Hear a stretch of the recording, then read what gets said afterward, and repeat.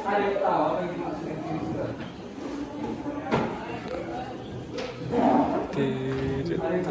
Apa kejujuran itu adalah berbuat dan hal positif yang kita berbuat kepada seseorang sesuai dengan kenyataan.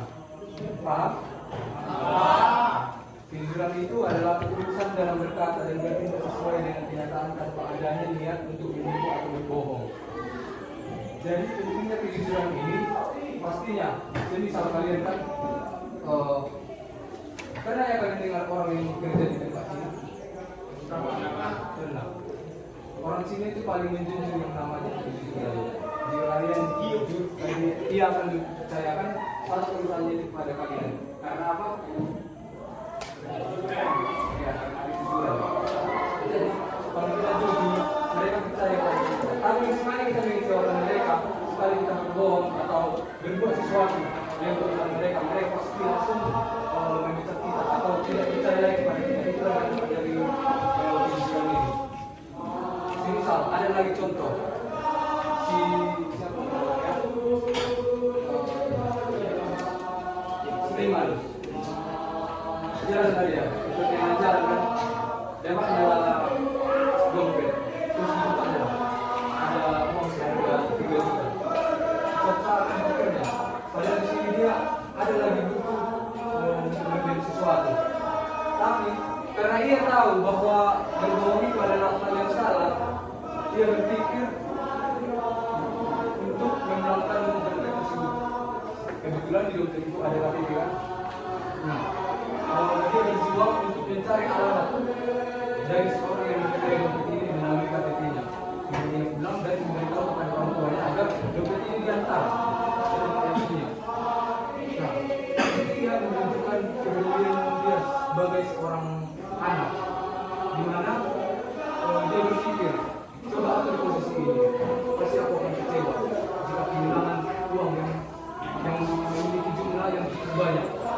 Karena dia tahu itu salah, dia mengulangannya. Dan pada saat dia mengulangannya, bukan tidak ada dekat atau tidak mengulangan gitu, tidak ada apa-apa. Namun orang yang memiliki dompet ini punya inisiatif untuk mengulangan yang memberi sedikit persenan dari uang yang isi dompet yang baru kali dari rumah itu. Nah, dibalik itu kan pasti ada berkah. Jadi di setiap apapun perbuatan kita yang baik itu yang perbuatan yang baiklah, bukan baik itu yang apa. Pasti ada berkat di balik itu semua. Jadi kita diharapkan untuk selalu jujur dan tidak berbohong. Nah, setelah sampai seiman keesokan harinya, kepala sekolah ini ternyata berkenalan dengan yang memiliki dompet tersebut. Kepala sekolahnya itu memberi pengumuman bahwa perbuatan si Iman ini sangat baik dan terpuji. Ia berani jujur dan berbuat baik kepada teman-teman sekolah ini, sehingga itu menjadi teladan bagi para siswa-siswa yang ada di SMA itu, sehingga si Iman ini menjadi terpuji di sekolah ini. Gitu Mas. Nah, ketiga kejujuran. Yang pertama itu adalah membangun kepercayaan. Kejujuran adalah fondasi dari kepercayaan dalam hubungan personal maupun profesional. Kepercayaan yang didasarkan pada kejujuran memungkinkan kerjasama yang lebih baik dan harmonis. Membentuk karakter. Yang kedua, membentuk karakter. Kejujuran membentuk karakter yang kuat dan mulia, membuat seseorang dihormati dan dipercayai oleh orang lain. Seperti tadi yang Bapak buat tentang kejujuran itu membentuk karakter. Dari kejujurannya itu termasuk dalam pembentukan karakter yang kuat dan mulia, membuat seseorang itu dihormati dan dipercayai oleh orang lain. Jadi kalau kita jujur, kita bisa menjadi dipercayai dan dihormati orang lain. Nah, satu contoh lagi yang paling sering kita alami seperti ada sini yang apa? Manula Tupen.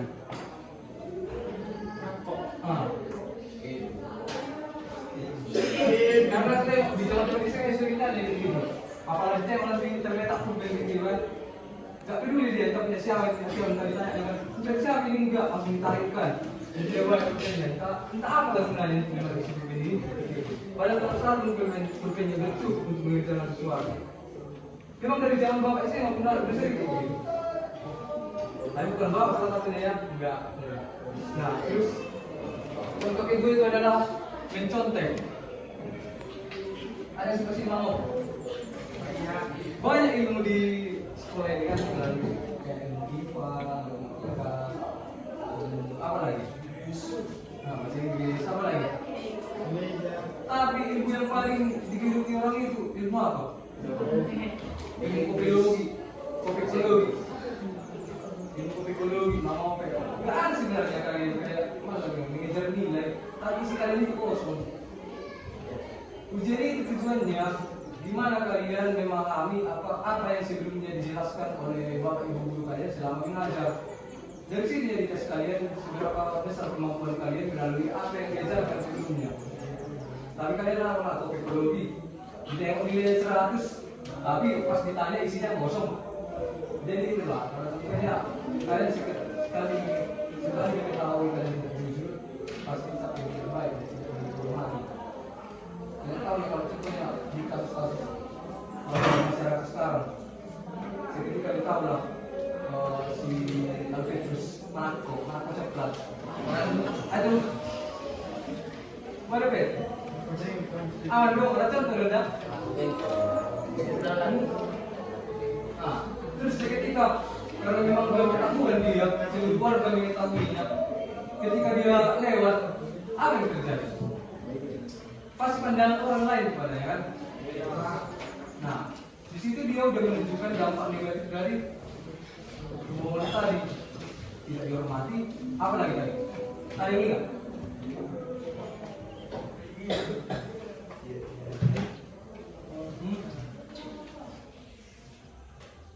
Apa aja? Nah, tidak dipercayai, tidak dihargai, tidak dihormati.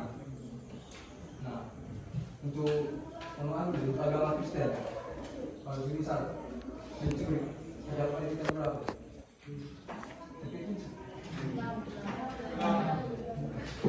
Jangan kayak gitu kemarin. Putih, ada warga juga terpelayan.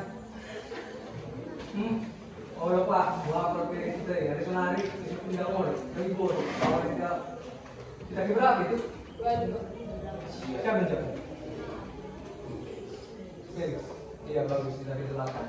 Ya, itu juga dari kesinambungan lah dengan jangan berbohong berarti jangan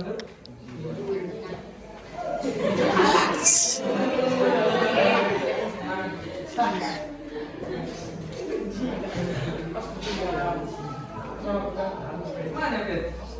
Jangan berbohong berarti jangan enggak kan di kita kan enggak ada dibilang jangan berbohong, tapi ada kata lain dari situ.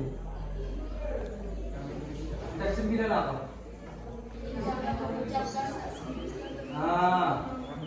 Ini juga sinonimnya udah termasuk jangan berbohong. Jadi dari sini ada poin dampak kejujuran dalam kehidupan. Seperti yang pertama kan, misalnya kau kerja di orang sini, memang orang sini paling penting di kejujuran. Yang pertama itu hubungan yang sehat. Kalau kau jujur, pasti hubungan yang sehat, baik itu dalam sama tetangga atau mereka. Hubungan yang sehat. Orang yang cenderung memiliki hubungan yang lebih baik dan tahan lama, baik dengan keluarga, teman maupun dengan kerja. Bahkan di hubungan asmara juga butuh kan yang namanya kepercayaan, ya kan? Kalau banyak kebohongan di antara hubungan kalian, apa yang terjadi? Hancurkan rem hubungan ini kan, ya kan? Dan yang kedua itu kedamaian batin. Kejujuran memberikan rasa tenang dan bebas dari rasa bersalah atau ketakutan akan ketahuan yang berbohong. Kalau berbohong kalian, semisal kebohongan kalian itu kalian tahu bahwa kebohongan kalian itu berdampak yang paling mengerikan. Siapa yang disebutkan itu? Semisal kalian menabrak seseorang, kalian tahu lah bahwa seseorang itu entah sakitnya parah sampai kritis atau bisa jadi sudah meninggal. Tapi kalian tabrak lari, malah lari lebih dari kebohongan kalian. Setelah sampai dari kecelakaan itu, apa yang kalian rasakan? Gimana bagi kalian? pas merasa bersalah sendiri gitu kan. Atau contoh lain lah, ada yang sempat latih, hah? Nah, gimana lah, contoh yang kalian kan mencuri sesuatu, tapi kalian tahu bahwa siapa atau apa lah bilangnya, oknum yang kalian curi ini sesuatu dari dia sangat berkekurangan. Semisal kalian curi uang 3 juta dari dia, tapi memang uang 3 juta ini adalah uang, hanya inilah uang yang dimilikinya sampai kalian bisa makan. Terus kalian lihat lah, setelah kalian curi, apa yang kalian rasakan? Tapi nggak tahu lah, kan pencuri mana ada ya rasa kesian ya. Hasilnya deh, nggak tahu gue ya. Ayo memang ada untuk memang pergi sebenarnya terpaksa.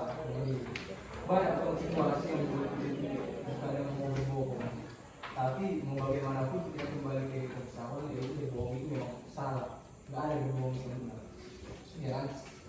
Ini memang dalam agama kita semua. Agama Islam juga, agama Katolik juga sama. Semua agama itu mengajarkan jangan berbohong. Itulah yang Bapak bilang tadi kan, hambatan kejujuran. Mau terjadi karena tekanan sosial, seringkali tekanan dari lingkungan sosial atau kebutuhan kita juga bisa membuat seseorang tidak jujur, seorang tergoda untuk tidak jujur. Dan yang kedua, ketakutan akan konsekuensi, kekhawatiran terhadap hukuman atau penilaian negatif bisa menghambat orang untuk jujur. Cara menunjukkan kejujuran yang perlu kalian tahu ya, jadi yang pertama itu terhadap positif guru. Sebab sekarang ini kan mengajarkan kalian supaya tidak berbohong, jangan sering berbohong. Kamu berdiskus, nak pusing lagi harusnya. Mau Leonard, nak pusing lagi harusnya. Orang tua juga kan menekankan anaknya supaya tidak mencuri, tidak berbohong, selalu menekankan apa yang tinggi yang namanya kejujuran. Dan pimpinan yang harus menjadi contoh dalam bersikap jujur.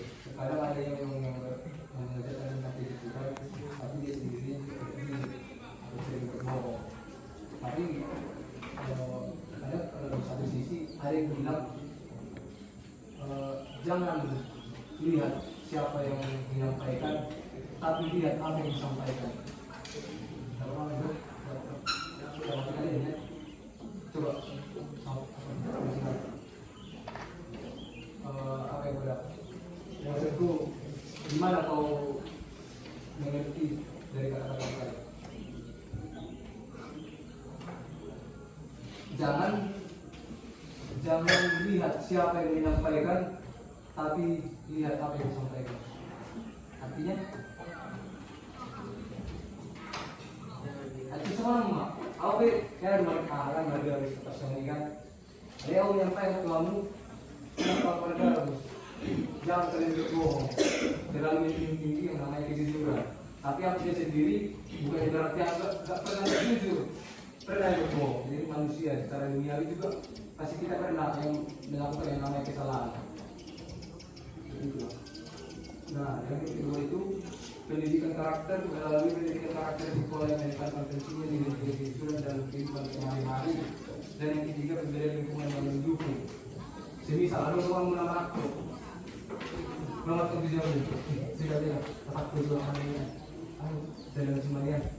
Kadang ada yang selalu mengurangi amat, baik doa. Yang harusnya kau nggak pernah melakukan yang seperti itu hanya karena kau takut dimusuhi kawan, kayak itu mengikuti langkahnya. Kau jadi ikut terjerumus dari hal-hal yang tidak dijujuran yang tadi. Konsekuensi dari itu. Nah, seperti itulah. Jangan sekali buat hal-hal yang merugikan orang lain. Jadi nggak kenal dengan bagi orang lain. Biarlah kepercayaan orang itu tetap melihat padamu dan tidak berbohong. Tetap menunjukkan nama kejujuran di segala. Iya.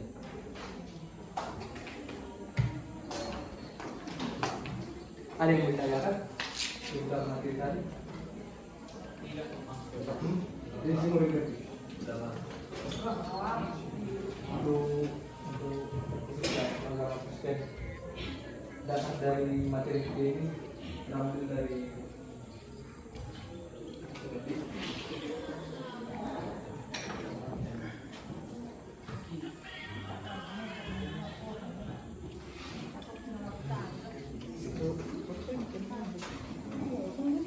Kolose 3:9.